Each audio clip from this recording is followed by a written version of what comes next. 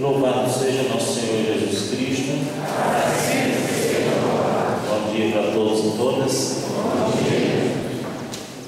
A vantagem de vir num lugar sempre é que a gente vai conhecendo pessoas, conhecendo cada vez mais e tendo um pouco mais de intimidade, portanto ficando mais à vontade para conversar, para falar. Embora aqui eu não me acostumei ainda com esse termo Timóteo, porque Timóteo na minha região é um cavalo gangado.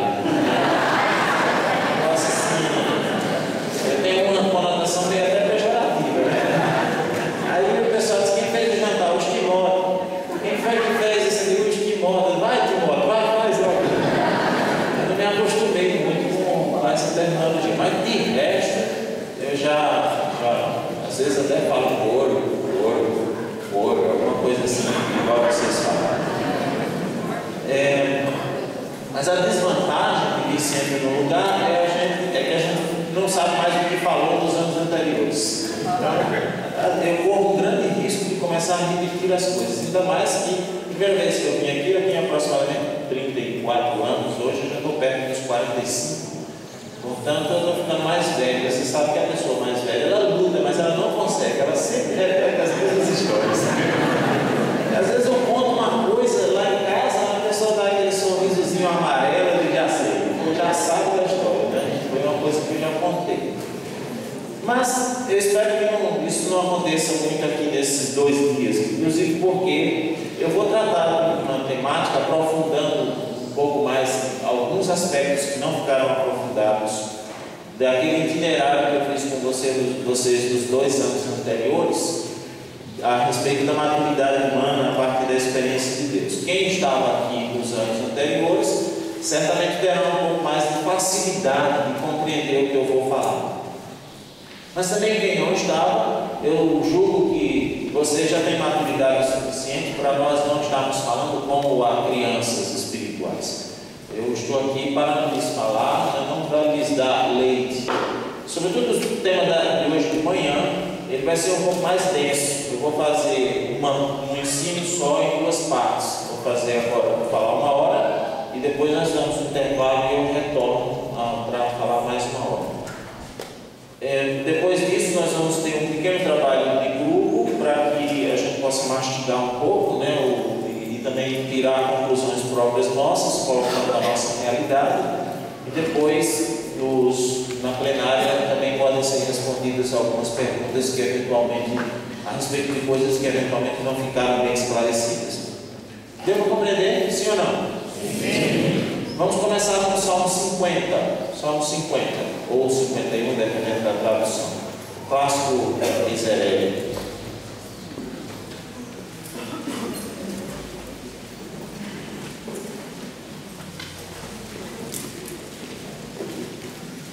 Salmo 50, versículos, vamos ler os versículos 12 a 14. Somente 3 versículos. Versículos 12 a 14.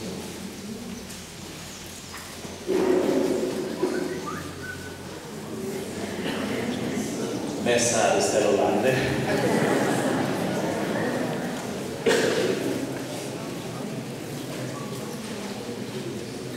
Salmo 50, versículos 12 a 14. Versículos 12 a 14. Diz assim o Salmo, que é um Salmo bastante conhecido. Vocês sabem muito bem, não precisa contextualizar. Foi o Salmo supostamente composto por Davi, depois que ele cometeu aquele pecado do adultério com Betsabé. E no meio do Salmo ele diz assim: ó meu Deus, criai em mim um coração que seja puro, ou criai em mim um coração puro, e renovai-me o espírito de firmeza. De vossa face não me rejeiteis, e nem me priveis do vosso Santo Espírito. Restituí-me a alegria da salvação, e sustentai-me com uma vontade generosa. Vamos ler de novo? Vamos ler juntos agora? Todos nós? O versículo 12: ó meu Deus, criai em mim um coração puro, e renovai o espírito de firmeza. De vossa face não me rejeiteis, e nem me priveis do vosso Santo Espírito. Restituí-me a alegria da salvação, e sustentai-me com uma vontade generosa. Já disse, não precisa contextualizar o salmo, mas chama a atenção de vocês para uma coisa importante aqui. É interessante que Davi, quando ele se dirige a Deus, quando ele vai fazer essa oração depois de ter pecado, ele não se limita a pedir perdão pelo pecado cometido. O que ele busca diante de Deus não é somente o perdão do pecado, né? Que ele seja lavado, purificado e, portanto, livrado da culpa do que ele havia cometido. Não é somente isso, porque ele parece compreender que o que está em jogo não é só quando a gente peca, se arrepender e depois continuar a vida. É preciso que Deus renove em nós uma firmeza de vontade, uma vontade generosa para não pecar mais. O que está em jogo quando nós pecamos e pedimos perdão a Deus não é só que Deus nos perdoe. O que está em jogo é que nós não voltemos mais a pecar. Senão seria muito simples as coisas. Eu tinha um conhecido meu que ele ia na Semana Santa na igreja, acabava de se confessar e saía daí sem escrúpulo algum, começava logo a pecar. E a pessoa dizia assim: mas fulano de tal, você acabou de vir da igreja e já começou a pecar. Eu disse: mas eu me confessei, minha conta com Deus está zerada. Então fica parecendo coisa de bodega, né? Aquele negócio que você vai lá, faz uma conta no supermercado, depois paga e pode comprar de novo. Não, a vida em Deus não é assim, a vida do Espírito não é assim.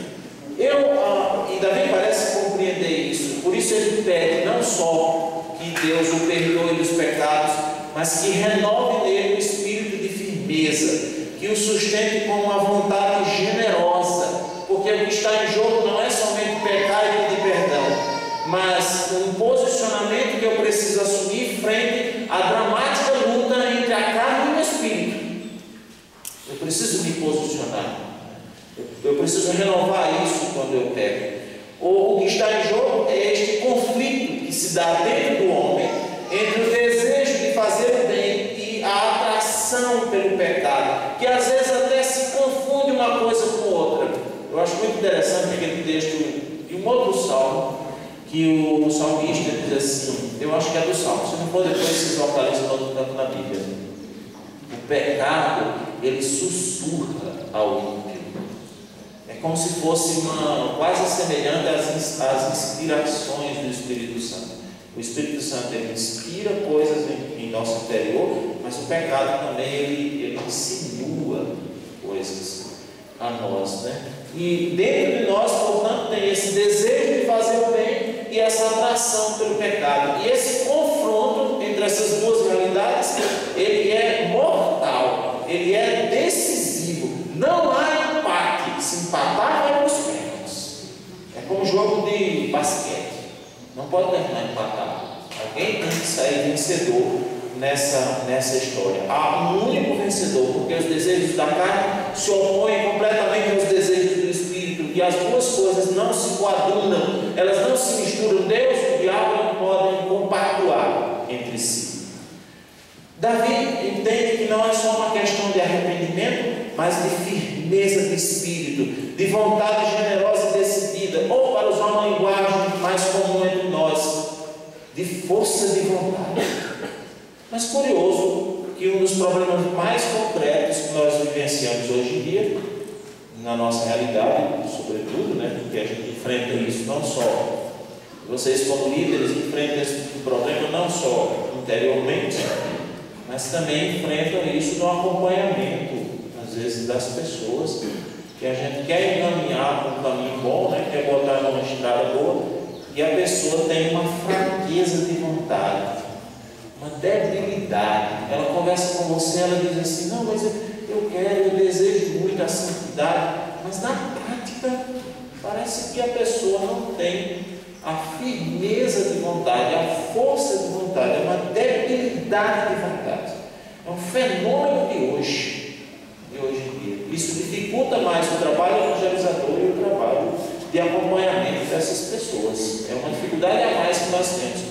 É como se nós tivéssemos que plantar um terreno mais arenoso, mais cheio de espinhos, mais difícil de plantar, menos fértil, digamos assim. O terreno do coração humano se torna menos fértil por causa da debilidade de vontade.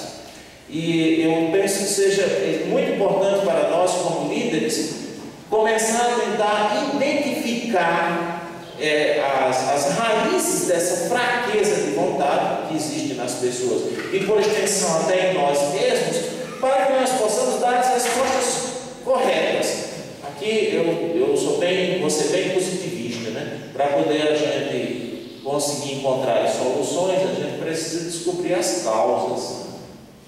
O que causa tal coisa, para atacar na causa. Senão você fica fazendo coisas, tentando resolver algo, mas sem conseguir, porque não se ataca a causa, a raiz. De onde vem? Nós podemos indicar pelo menos 4 coisas das quais provém essa. Você disse que não precisa lutar para lá, né, Adriano? Mas é a maneira de fazer isso. Tem que acertar, né? Parece que é tirar o alvo.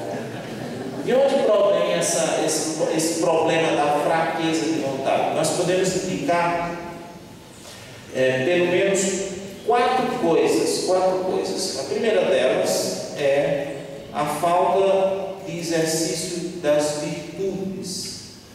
Desde a infância, mas também nas outras fases da vida. Você pode prestar atenção que nós estamos cada vez menos exercitando as virtudes. A nossa sociedade criou uma situação que favorece a comodidade. A gente gosta das coisas cômodas. E o comodismo, a comodidade, geralmente ela faz perder em qualidade algumas coisas. Eu encontrei recentemente uma pessoa da comunidade de Minas, e ela me dizendo muito entusiasticamente que tem agora na casa dela um fogão a lenha. Muito entusiasticamente. Eu achei tão curioso aquilo, porque há uns 30 anos atrás a minha mãe estava entusiasmada porque tinha um fogão a gás. E agora a pessoa entusiasmada porque tem um fogão a lenha, entusiasmada porque dizia: não, a comida fica muito mais gostosa. Sim, na hora que a gente perdeu em ascese, em luta, em exercício, o sabor das coisas, a qualidade das coisas vai perdendo. E aí, como nós estamos nessa cultura, desde cedo, nós não vamos mais exercitando as virtudes. Como era a vida da gente na infância, de uma pessoa que tem mais ou menos a minha idade, e uma criança, em comparação com uma criança de hoje? O quanto a gente exercitava mais as virtudes, às vezes pelas vicissitudes da vida, ou pela pobreza, né? A gente tomava refrigerante uma vez por ano na festa da Madureira. Hoje as crianças têm tudo praticamente na mão, portanto não exercita as virtudes. E isso é como exercício físico. Exercício físico, quem é professor da educação física que sabe, quem é médico ou quem é qualquer coisa como eu, sabe, não precisa ser profissional para saber disso. E a gente precisa dos exercícios físicos, porque na hora que você faz um esforço, o cérebro entende que você precisa de mais energia.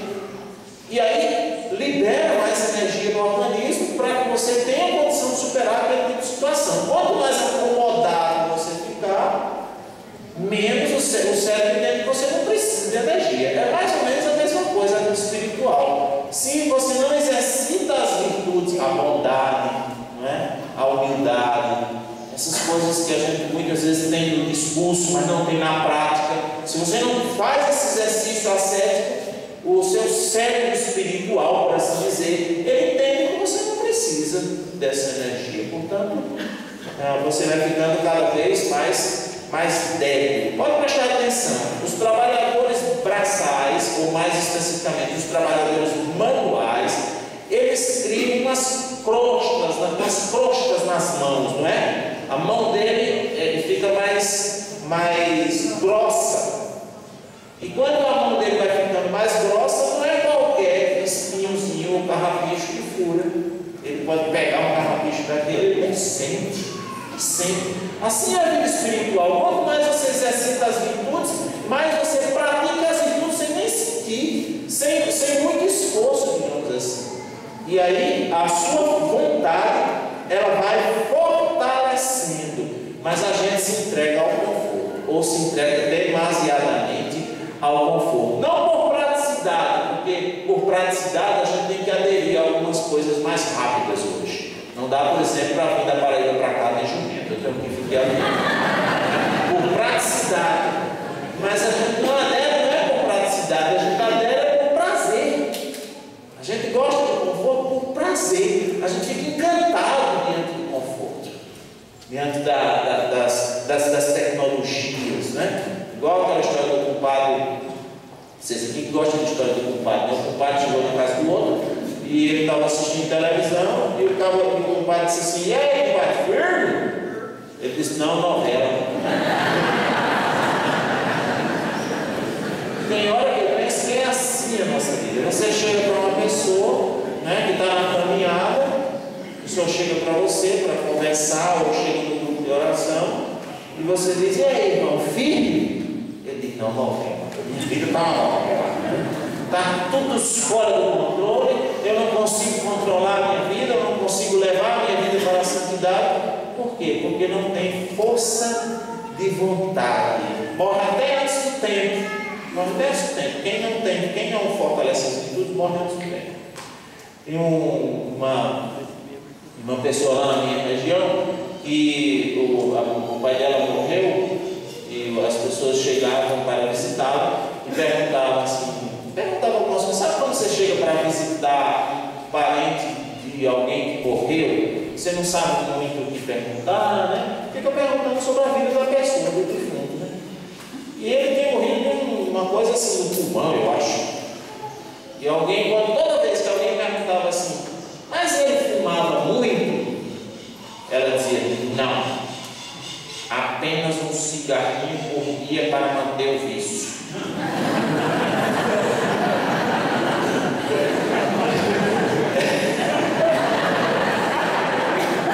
Ele fumava muito? Não.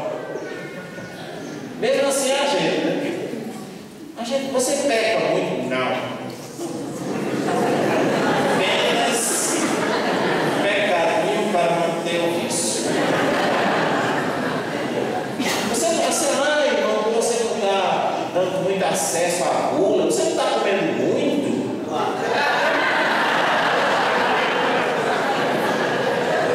Não. Apenas uma lasanhazinha para manter o vício. Será? Você está assistindo televisão demais, não? Não. Aí a gente fica assim. Nós não exercitamos as virtudes. Aí nós estamos mantendo os nossos vícios. E isso, obviamente, vai desaguar com uma fraqueza de vontade. Segunda razão. Ausência ou distorção de sentido. Explico. Se a pessoa humana é uma coisa interessante, a pessoa humana. Se ela vê sentido na coisa, ela é capaz de grandes atos de heroísmo. Se ela vê sentido, se ela tem paixão pela coisa, se ela tem ardor, se ela sente que aquilo é um objetivo a ser atingido, ela é capaz de grandes sacrifícios, de atos heróicos. Veja, por exemplo, o que as pessoas não são capazes de fazer hoje para manter um corpo saudável, né? Regimes alimentares, de dar inveja a qualquer asceta. Essas tendências que nós temos hoje, que está crescendo muito, né, de não comer. Alguém me falava outro dia de uma pessoa que não come gorduras, não come nem glúten, a mulher comia. Aí a mulher tem que andar, para onde vai, tem que andar com um monte de vasilha, já com as comidas. Não consegue comer em outro lugar, porque não vai conseguir, né? Porque não tem nada para comer. E eu fiquei pensando naquele dia que aquela pessoa falando aquilo, eu fiquei pensando: mas que trabalho deve ser, né? Você andar com um monte de comida separada, com umas vasilhazinhas, aquele negócio todo. Mas a pessoa vê sentido naquilo. E porque vê sentido naquilo, porque ela tem paixão por aquilo, ela é capaz de grandes atos. Só que esses ideais egoístas ou consumistas, porque esses ideais que nós temos hoje, né, de consumo, a pessoa luta, trabalha para conseguir consumir alguma coisa, ou então porque tem essa meta